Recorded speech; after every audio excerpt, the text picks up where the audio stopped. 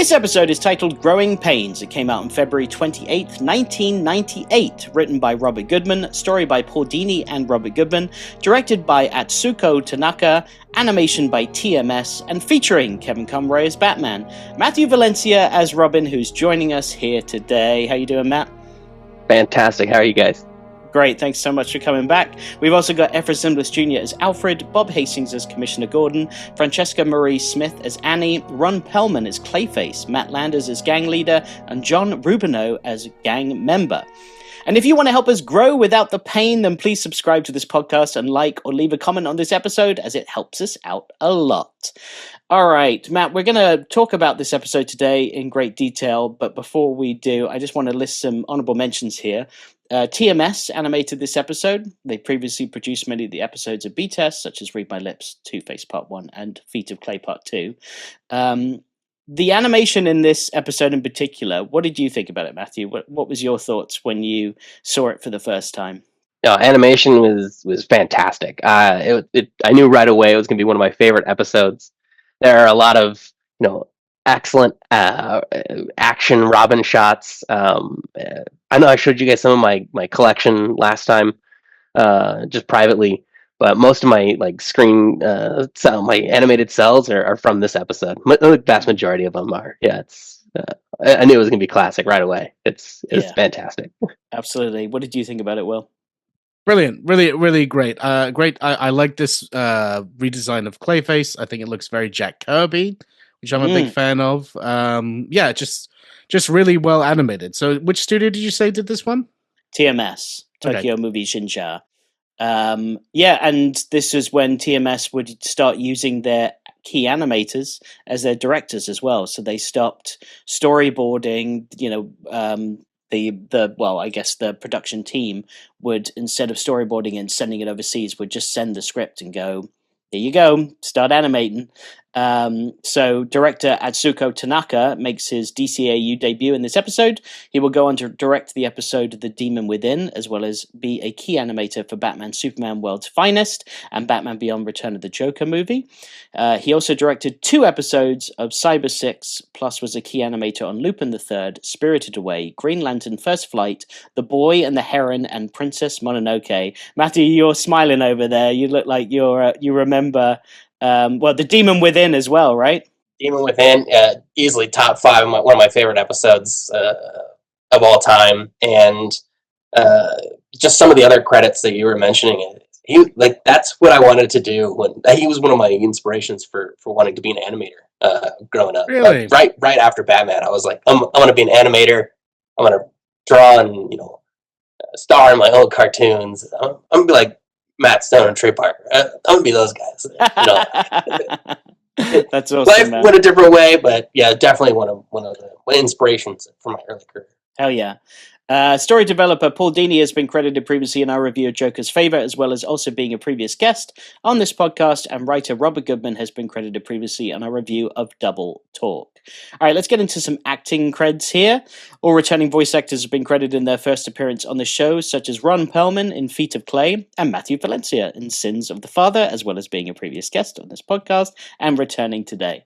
As far as new voice actors go, we got John Rubino, who plays one of the gang members. He previously played many small roles in Superman, the animated series, and he's also known for playing store manager in The Incredible Burt Wonderstone. That was one of the only creds I could find for him. And Francesca Marie Smith, who plays Annie, is also known as Ashley B. in Recess and Helga Pataki in Hey Arnold. Oh, my God. Okay. Yeah, when I read that, I was like, of course she's Helga. I can hear it now. This whole thing has gotten completely out of control. I mean, waking up in Arnold's shower? Talk about crazy. It's not you. I have to keep moving. There's a man after me. Who? I don't know, but he's always there. Matthew, working with Francesca, what was that like doing this episode? Oh, it was, to me, I mean, I thought she did a lot better than I did in the episode. She really brought it. My brother was a classic Super Boy, so he was on a rocket on Nickelodeon's Rocket Power. So I had, been familiar with Helga's works. I watched Hey Arnold and met her a couple times before that. They were always in and out of the same studio. So that's actually how I got a part on As Told by Ginger. Is I was just hanging around the Klasky Super building. They're like, "You act, get in here," and I was like, "Okay." Nice. So yeah, I got a couple parts that way, but yeah, she brought it. She brought the thunder. So she did a great job. Absolutely. You were giving her credit there, and rightfully so. But at the same time, man, like, I felt Robin's, like, despair in this. You know, that's how I would put it. So credit to you as well. Yeah. Thank you, sir. That's a lot for, what were you, 13 at the time? 14? 13 at the time, yep. Yeah, that's crazy. Yeah, I was just trying to step up to her level. I was like, she brought out those first couple lines, and I was like, oh, I got to step up my game. Let's bring the thunder here. Let's go. Yeah, but you were hired for a reason, you know? Well, yeah, appreciate it. I can handle him. What makes you so sure? I know his type. My dad wasn't much of a prize either. So that's why you care. You're the only person I can remember who ever did. This episode is a continuation of the episode Mudslide, where Clayface ended up dissolving in the sea, only to end up reforming in a sewer vent. However, he does appear in Holiday Nights, which was produced and aired before this, which was your first episode, Matthew, right? That's the first one you ever did. Yeah. So we haven't actually watched Holiday Nights yet. We're saving it for Christmas because it's obviously a Christmas episode. So this chronologically makes sense for us, where it's like we haven't seen Clayface since he fell in the water, and now we're picking up where we left off. But that feels like years ago, doesn't it, Bud? Like, I don't know how long that's been in the timeline of the DCAU, but yeah, it feels like it's a long time, and that led me to wonder how long Annie has been walking around Gotham for, like, lost and wondering where she is. I don't know if that's something that's been going on for a while, or if in the show it was like, oh, that happened last week where Clayface fell in the water and then, he created Annie. Curtains going down.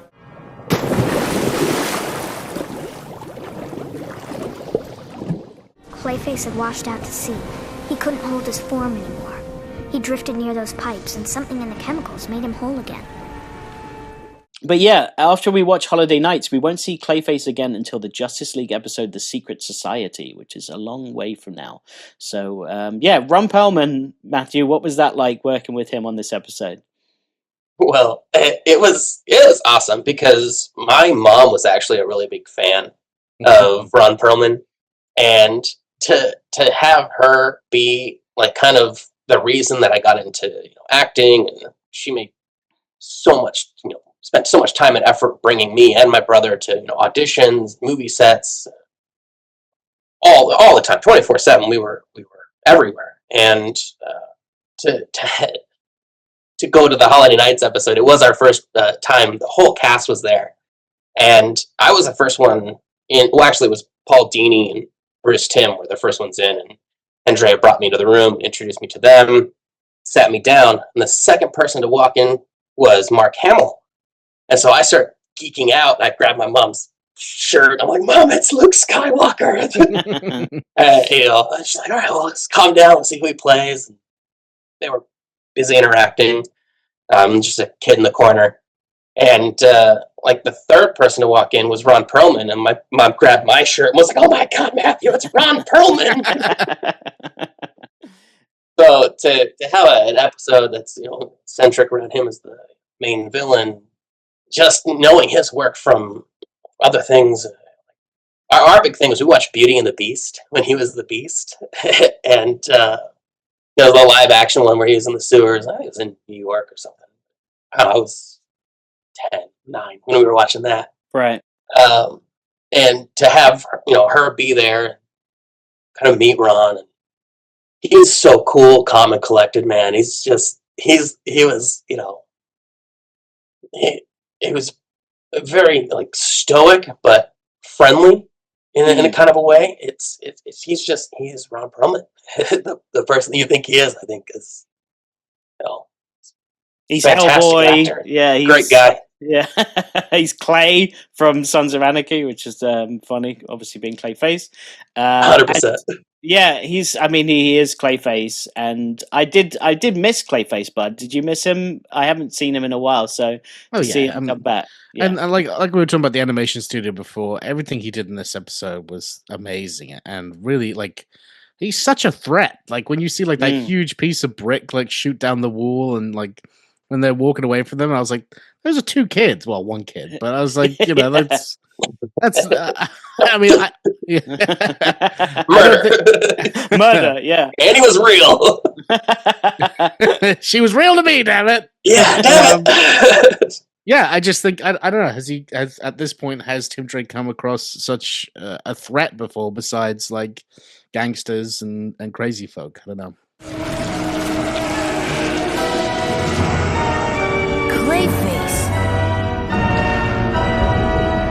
The relentless pursuit of Clayface, you know, is kind of mirrored in, you know, Batman and Robin pursuing him. I mean, they don't know who he is yet. He's relentlessly pursuing Annie to, you know, get that portion of him back. Oh, and I don't know how much like power he spent making Annie, but when he kind of reabsorbs her, you know, you see him with full power. Clayface, he's throwing like, you know, scythe whips at Robin. Yeah, and to have Robin come back with that full fury, you know, it's way to go me. You know? Yeah, that brick wall, that was a new thing that I haven't seen from him. And that was like a tube of cookie dough with like bricks on the end, like going down the tunnel. I like that. I thought that looked fun. Yeah, that was pretty cool. And they kind of foreshadow a little bit who he is. I think when they're chasing him through the parking structure and he jumps off.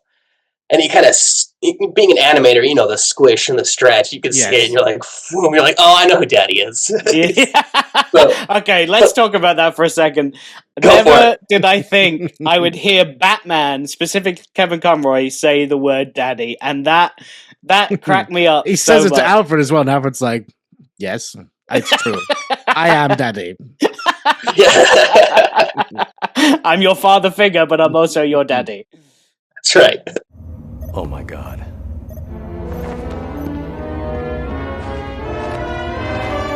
What is it? I know who Daddy is. I'm many people's daddy. When you go away and fight crime, this way matter turns into something completely different. It's not the only thing on his face besides Clay. Well, God, all right, moving on. But yeah, during this episode, at one point, Robin and Annie are in front of a building with the name Kane near the top of it, which is a reference to Bob Kane, one of the creators of Batman, obviously. There's also a subtle visual connection between Robin and Annie. Robin's costume is red, yellow, and black, while Annie's clothes are slightly faded shades of red, yellow, and black, which I thought was cool. Annie's look is modeled on the character Matilda from the 1994 film Leon the Professional. Oh, okay. That's cool. It was really cool. Matthew, did you know that beforehand? I didn't know that for sure, but while watching both, you know, Leon the Professional and Growing Pains, I'm like, yeah, I totally see similarities.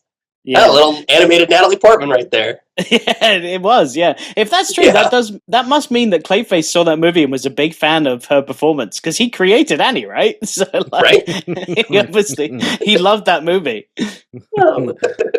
He is an actor after all, so I guess that makes sense. Mm-hmm. Bring me everyone. What do you mean, everyone? Everyone! Yeah, I guess my question to you, Bud, as always, is what did you think of this episode? I really liked it. I mean, it was spoiled for me by some people in the Discord server, but I could immediately hear that Ron Perlman was that guy, and I'm like, I don't think they would have brought Ron Perlman back just to be like a random thug. And then like he leaves basically Clay at a crime scene, and like you said, he does the squish effect as well. So I think I would have figured it out, but still, I would have liked to have gone into it not knowing that. Yeah, fair enough. Yeah, when Batman found out Clay, he's like, I wonder what this is. I'm like, it's Clayface, buddy. What are you doing? Some sort of clay. How long have you been doing this? Yeah. Looks like it came from his face. I'm going to go. Not clay. Mud? Is it mud? Not clay. He just doesn't want to admit that it is Clayface. Could I use this in a new disguise? Let's see. Well, my whole face has changed. That's interesting. Who else can do that? Why didn't you wait? I'm going after her. No, we're going home. Yeah, I think this episode is just a standout for me. But what I really want to hear from is Matthew is why do you love this episode so much? Well, I'm kind of narcissistic, so anything that is heavily Robin-centric or all about me, I'm down for. So, being so connected to the character and having it be such a Robin-heavy episode, and having such great lines to say, like, how does one get a face like that? Luck. Look at those eyes. How does someone get a face like that? Luck. What? It was so fun to play across from Ron Perlman and Francesca, and always Kevin. Kevin's always great, but having him be less important in the episode and just kind of just sitting off to the side and smiling because he also knows it's good writing and it's a good episode, and having the validation of having that episode win an Emmy was phenomenal. I mean, Oh wow, I didn't know it won an Emmy Award. Yeah, it was an Emmy-winning episode. I should have had that in my fun facts. Yeah, I'm so sorry. I should have had that in my fun facts. It definitely deserves it because this show is so great when it deals with dark themes that are very adult, but don't pander to children, but also aren't like too brutal. Like it's such a fine line that this show knows how to walk. There's themes like we've seen with Two-Face, with split personality, and and dealing with that type of mental crisis. And this kind of pulls on themes of like a domestic abuse. Like Clayface is her father, and you think he's an abuser at first. Obviously, you find out it's quite a different scenario, but it walks a tightrope and it does a really good job at it. And I think Clayface's redesign also looks really good. He doesn't look as wet, and then he's a different shade of brown. He looks dry. He does. He looks like a bit of a husk. Well, he's definitely rock hard at the end of the episode after he gets blown out. He's killed. Didn't know where you're going with that at first. Yeah, rock hard and blown. I was like, what are we talking about here? That explosion. It cooked him a little. Yeah, that's true. He ended up being like, when refried beans like stop being hot and they like stick to the bottom of the pan. That's what he basically looked like. But I thought with a wooden spoon. I thought his redesign had the perfect reason for change though, because the chemicals in the water supposedly like changed his whole form. So I thought maybe that's why he's a different shade of brown and looks slightly different because the chemicals affected him. So I thought that would be cool. Something in the chemicals made him whole again.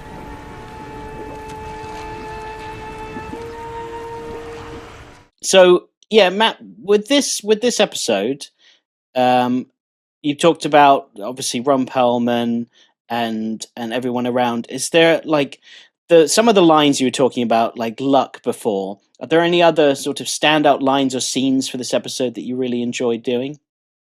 Well, you already hit on I know who Daddy is. That makes me laugh every single time, and so does the squish and stretch. But a lot of them were very heavy, like the heavy lines, like where Robin's frustrated. Like, why didn't you wait for me? Well, he doesn't understand. Like getting this connection, and I want to help this person out. Just even the visuals of him going through like the homeless encampments and seeing kids their age living on the streets. Speaking of dark themes, I work for the County of Los Angeles, and we have the Department of Public and Social Services. So I was an intake worker for many years, and you're right in the mix there. So a lot of this episode hits home with me on lots of different levels. But the end of the episode where got him on, was it burglary and larceny or breaking and entering, whatever they have him on. Robin gives that line, murder, and walks away. It just chills to this day. Even I'll be in my car just going, yeah, murder. Yeah, and to say the murder word for a cartoon was also something that they strayed away from, right? So they. I remember there was a lot of controversy around it. They were like, can't we? Well, we'll see what we can get away with. Right. We'll book them on the robberies in V&E, right? Anything else? Yeah. Murder. I totally agree. Some of my other favorite Robin moments is when like Annie's like ready to give herself up and he's just like trying to stop her, and you know he believes that she is real even though she doesn't and stuff. It's great stuff. Again, you know, talking about those dark themes coming through. It's been the episode so far from rewatching the new Batman Adventures where I'm just like, oh, okay, this is a serious episode. We haven't had a serious episode in quite some time. And especially it's really since good. we just watched the Joker one, which was absolute shenanigans as well. You know? Yeah, exactly. Yeah, Joker's Millions, where he's just being a silly Joker running around. Yeah, I totally agree. The biker gang at the start of this episode felt like something we get in a Schumacher Batman movie. They looked a little like they could come out of Batman Forever, I thought. It's fun to see. Like, you would never see punks of that style in Batman the Animated Series. So I like that now we're however many years it is, 8 years later or whatever. I like that the world has, I feel like that in this city, it's gone from like the 1940s to like the 90s in a span of 8 years. So like those must have been a wild 8 years of people like new fashion, just, you know, what's it called? Throwaway fashion or whatever it's called. Like must have been crazy. Like the amount of outfits that people changed. Yeah, Bruce Wayne must have just like a big pile of clothes. Yeah, he's like, I've got double lapels, I got single buttons, stripes. Really, Brucey, a man of your social standing needs a woman like me to keep you in step with the latest trends. Who dresses you anyway? Alfred? Well, actually... So Gordon rolling his eyes at Robin being a teenager and saying, glad my Barbara's past her wild years, and Batman gives him the people's eyebrow. I thought that was pretty funny. I'm like, you have no idea, dude. Because she's Batgirl, right? Yeah, well, a couple other things. And I enjoyed the Alfred scene where he's driving Tim through town. I wondered where they were coming from, like if they were like he picked him up from school or they were out shopping or something. I don't know where they were coming from, but he had to take him home apparently. Yeah, that's the other line that sticks with me always is too bad because Master Tim has left the building. Master Tim, my instructions are to bring you straight home. Too bad, because Master Tim's left the building. He lets him leave without much of a fight. Like, he's like, you know, I've been told to take you home, but he's like, all right, unlock the door, off you go. Like, not my kid, whatever. Yeah. I don't even like this kid. Yeah. Come on, get out of here. The first one's my favorite. Yeah. we liked Dick, all right? Yeah. Alfred likes Dick, we know. My word. Clayface's Annie's dad is just a giant. Like, his fists are the size of Robin's torso. Like, when he grabbed Robin, I was like, Jesus Christ. If you didn't know it was Clayface, is it not obvious now that he's like a giant man? And I liked seeing Batman go up against him. And it was interesting how Clayface decided to fight Robin, but the moment Batman showed up, he's like, I'm out of here. Like, that was a cool little moment. And I found it interesting also that Clayface chose not to reveal himself to Batman and Robin. Like, is he planning to be this guy forever? Like, I'm intrigued on why he was like being a secret Clayface and not revealing himself. But besides for the plot, obviously, to make it make sense of the plot. Probably, you know, wasn't at full strength.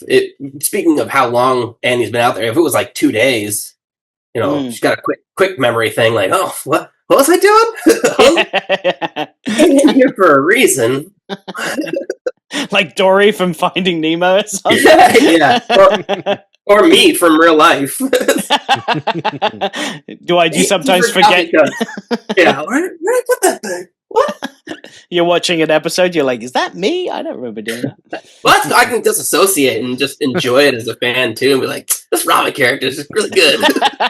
I acted as a kid? What? That's wild. Yeah. When was the last time you saw this episode, Matthew? This morning in the car ride on the way home. Oh, nice. Okay, so it's fresh in your mind again. Okay, amazing. I wanted to, but before that, I mean, we have most of the episodes on repeat in the house, so that's cool. I mean, I'm a Batman fan at heart. My mom got me into Batman when I was really young. We used to watch, Adam West's Batman. We used to have the Batman movie where, all the villains disintegrate the leaders of the UN. That shark repellent. I love that. That was my favorite growing up.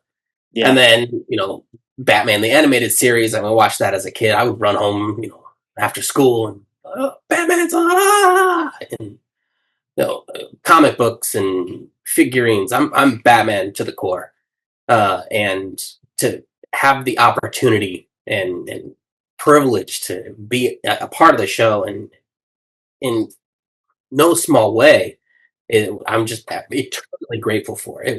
It was phenomenal, and this episode particularly, or this one and a couple others, are my all-time favorites. And my kids are Batman fans, so we just every time let's put on. My youngest loves Scarecrow; it's his favorite, and my oldest is a Joker fan. So my youngest, he's terrified about like the breakdown of society, like in War of the Worlds when they start bringing the kids out of the car. He's like, nope, I'm out. Whereas his favorite is Scarecrow, which basically tries to destroy society through fear. 100%. Yeah, that's why I think he's my favorite, because I'm gonna keep my eye on him. Which Scarecrow version does he like from the show? The TNA BAS is actually pretty dark. Yeah, it's super scary. Yeah, he was really scary. He's actually a fan of the Dark Knight Scarecrow. Nice. Yeah, that's when he was for Halloween. He was like, "You got a burlap sack? Let's just do this."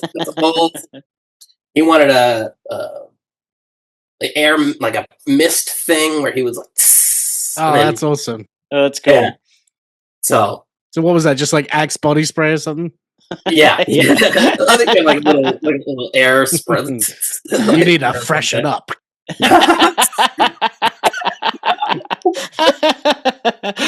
Oh, lavender! Oh, fuck! I hate lavender.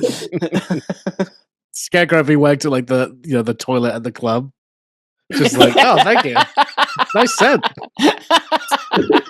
I know there's a girl out there and I really like her. I want to dance with her. Like, no fear, bro. That's it. I'm gonna go dance. What a towel! What? No tip? For my opinion, you need to lighten up. Ode de Fear Gas, a new fragrance by Scarecrow. Well, that's cool that your kids are into it, because obviously their dad's Robin, which is really cool, and the fact that you were a fan and then became a character in the show, I've just always think that's one of the coolest things, because I think you and I are very similar in age. So I think about being 13 and doing that show, and I wouldn't even know where to begin comprehending all of that. So it's very cool. You would have walked in with like a Limp Bizkit, red backwards Yankee hat. Yeah.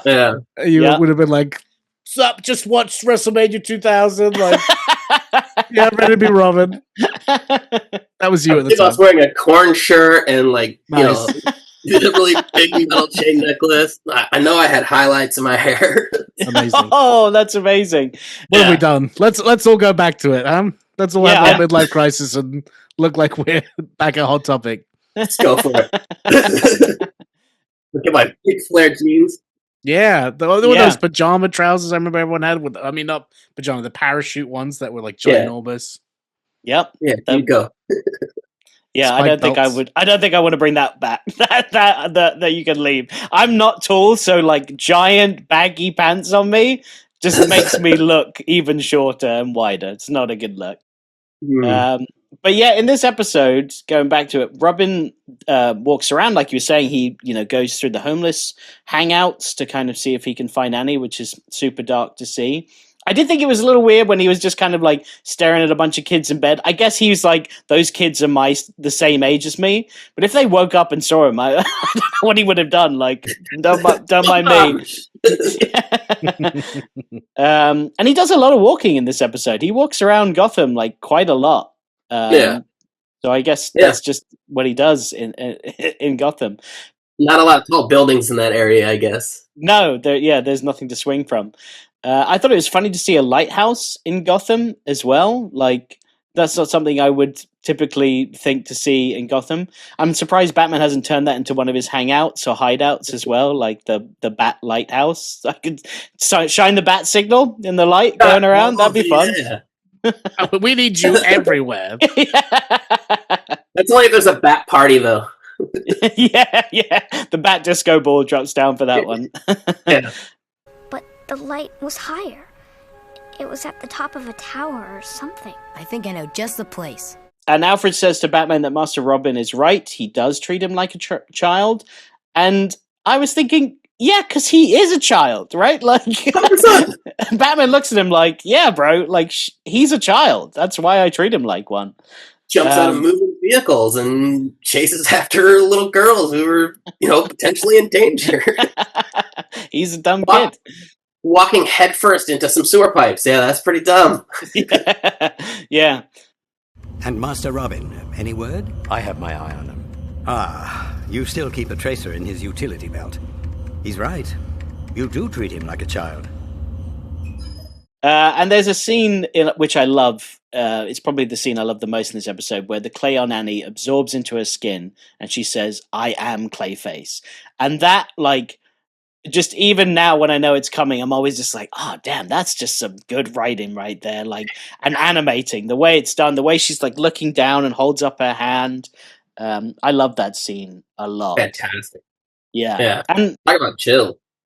Yeah, absolutely. And the scene where like he reabsorbs her as well is really well done. The way she's like telling Robin to like get out of here as she's being like absorbed, and he's like, bring her back, and Clayface is like, I can't, she's gone. Like that's it. I wonder how that works. What's that? Oh, like why you can't bring her back again? Like, I guess. I mean, I'm not going to try and go into the chemical makeup of Clayface, but I did find that interesting where you can make her once and only once and never bring her back again. You would think if you make a little bot, it would retain some sort of memory and you can make it. I mean, at least. Like she was like, I don't know, like his left foot. Like, and just use your left foot again and make Annie again. Like Naruto, where Clayface absorbs experience from his clones? Is that? I understand now. Good, because I'm lost. What do you have to do with Clayface? I am Clayface.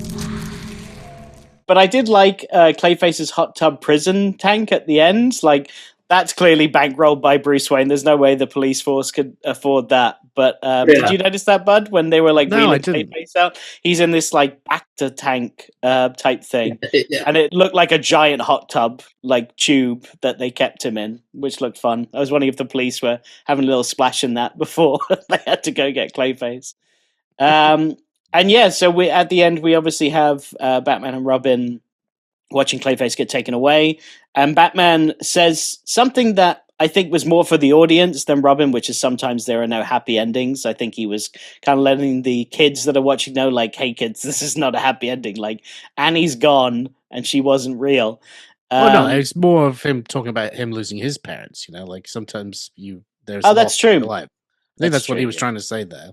Yeah, that's a good point. It could be both, to be honest. I think, it could be talking to the audience and also the character is thinking about his parents. But I did feel like that was a very Batman thing for him to say. Like, not too comforting, just kind of like, life sucks and then you die, kid. Like, that's how it goes. Let's take it a whole topic and get you a fresh pair of parachute pants.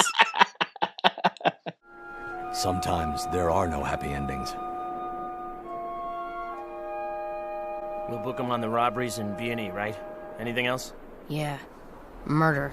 And yeah, Robin wants to add murder to the list of charges against Clayface as he walks away. And I thought it'd be funny if the police are like, murder? Really? And Batman's like, no. Don't listen to him. Missing girl? What does that? No, I'm not going to explain it. You don't want to know. You just leave it alone. Yeah. Yeah, and that is the end of the episode. So yeah, thoroughly enjoyed watching that. And Matthew, so much for joining us. Very short notice as well, so really appreciate you coming on board to chat about this episode again.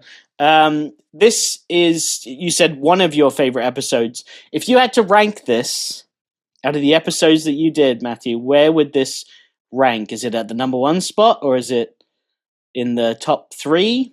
It's close, but it's kind of a difficult choice because I take in, the behind the scenes stuff, and it's between this and Holiday Nights. It's I mean, that's really the 2 contenders, because the first episode just being so magical, having the entire cast there and getting introduced to them, and just realizing that I'm a part of this now, and loving every second of it. And this one, which really, like you said, we acted our hearts out, and we got rewarded for it.